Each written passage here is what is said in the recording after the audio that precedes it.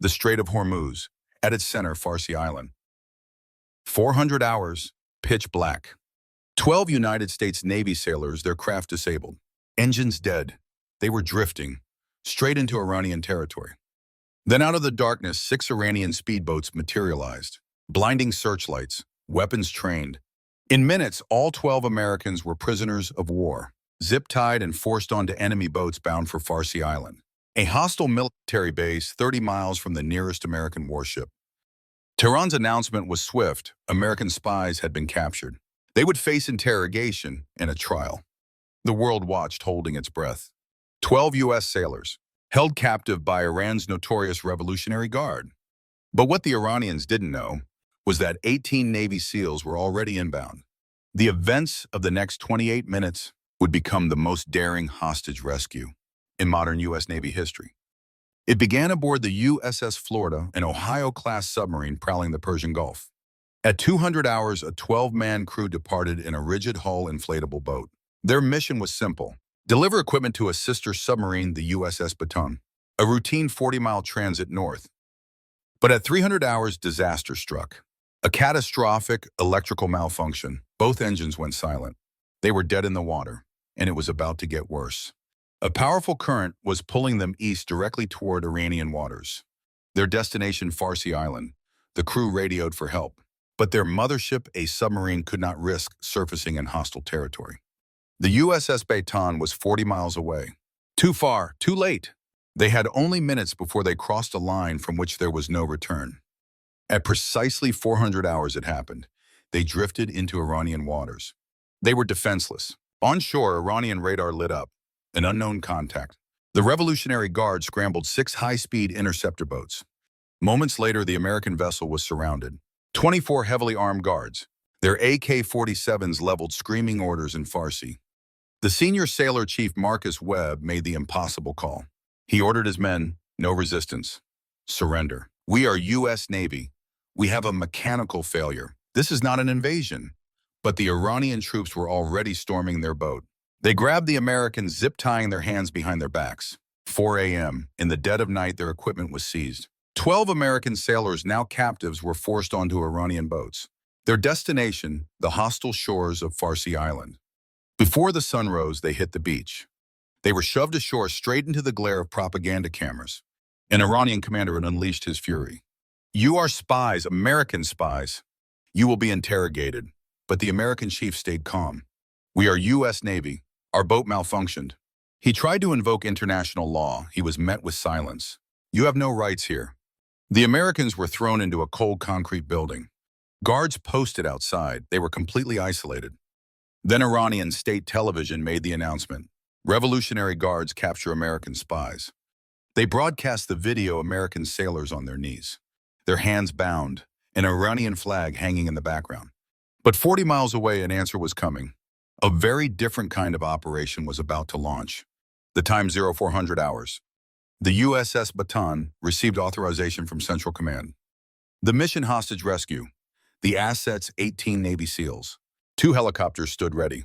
The objective: recover all personnel by any means necessary.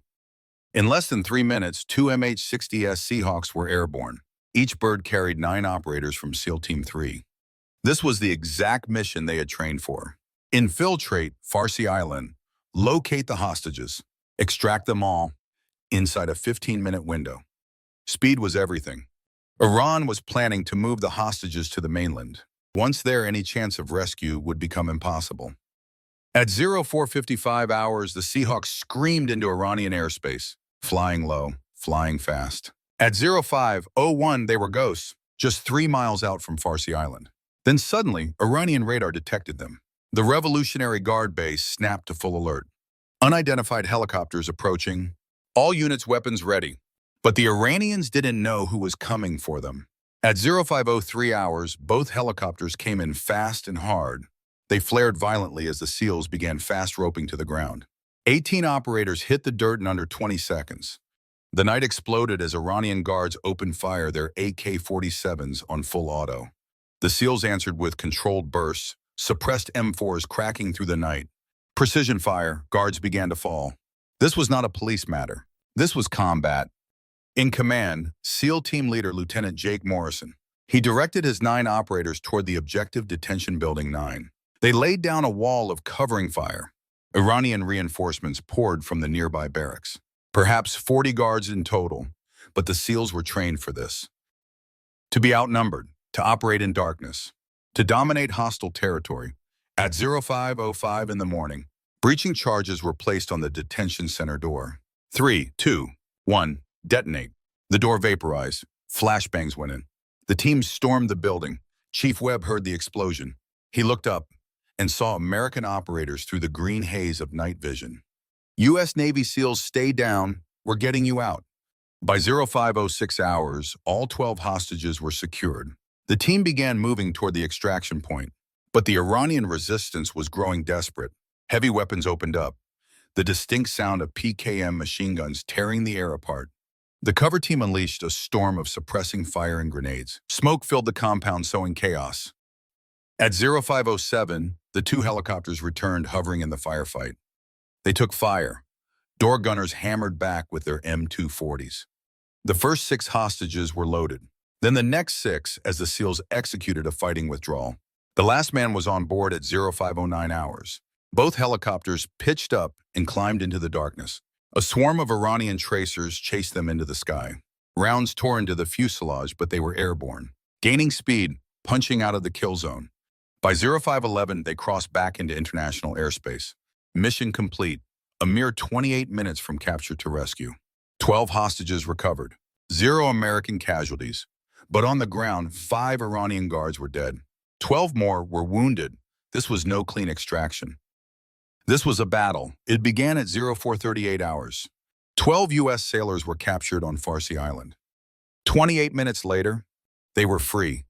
12 rescued, 5 enemy combatants eliminated, and not a single American was lost.